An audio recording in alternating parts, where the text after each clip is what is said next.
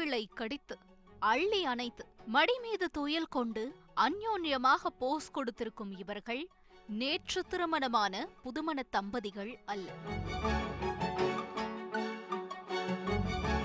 பார்ப்பவர்களையே வெட்கப்பட வைக்கும் அளவிற்கு நெருக்கம் காட்டும் இவர்கள் ஒரு கள்ளக்காதல் ஜோடி.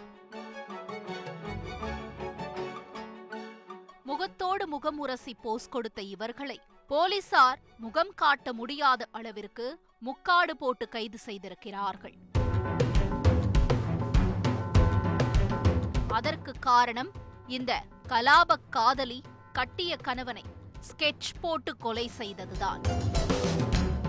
இவர்கள் ஆடிய கோர தாண்டவத்தின் விளைவுதான் அந்த பொட்டல் காட்டில் சடலமாக கிடந்தது. கொல்லப்பட்டவர் கஜேந்தர் ஜைனத், தெலங்கானா மாநிலம் நாகல்கொண்டா கிராமத்தைச் சேர்ந்தவர்.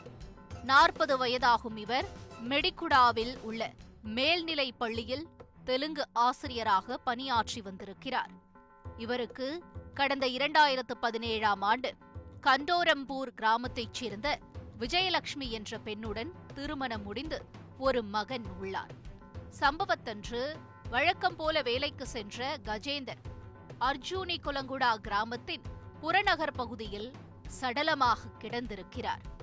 தகவல் அறிந்து சம்பவ இடத்திற்கு விரைந்த போலீசார் கஜேந்தரின் சடலத்தை மீட்டு மருத்துவமனைக்கு அனுப்பி வைத்துவிட்டு விசாரணையை தொடங்கியிருக்கிறார்கள்.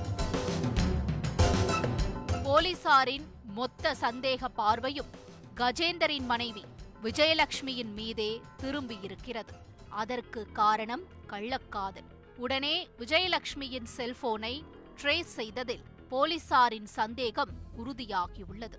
கல்லூரி காதலனோடு சேர்ந்து கணவனை ஸ்கெட்ச் போட்டு தீர்த்து கட்டியிருக்கிறார் விஜயலட்சுமி.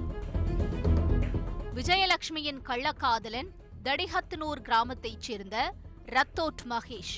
இருவரும் கல்லூரி காலத்திலிருந்தே காதலர்கள். ஆனால் காலத்தின் கட்டாயம் விஜயலட்சுமி கஜேந்தருக்கு கழுத்தை நீட்டியிருக்கிறார். என்னதான் ஒரு குழந்தை பிறந்த போதிலும் கஜேந்தர் சற்று உடல் ஊனமுற்றவர்.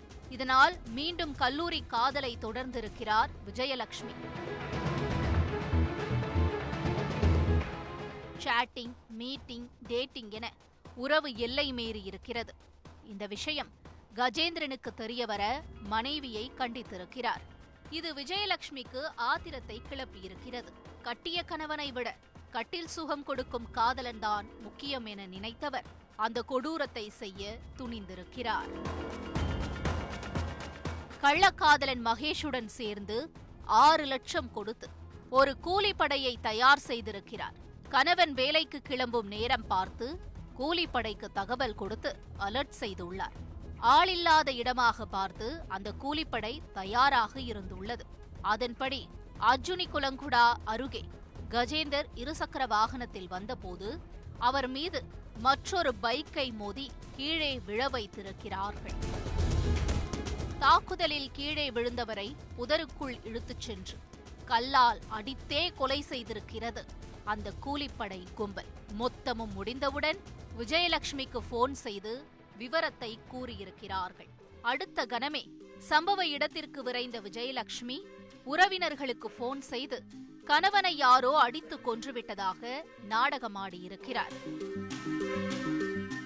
ஆனால் ஆடியோ ஆதாரம் மொத்த உண்மையையும் அம்பலமாக்கிவிட்டது.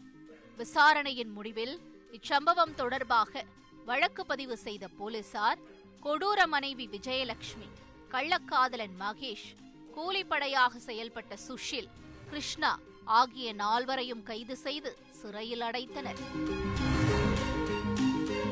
கள்ளக்காதல் என்றுமே உயிரை காவு வாங்கும் சாத்தான் என்று இந்த சம்பவமும் உணர்த்திவிட்டது.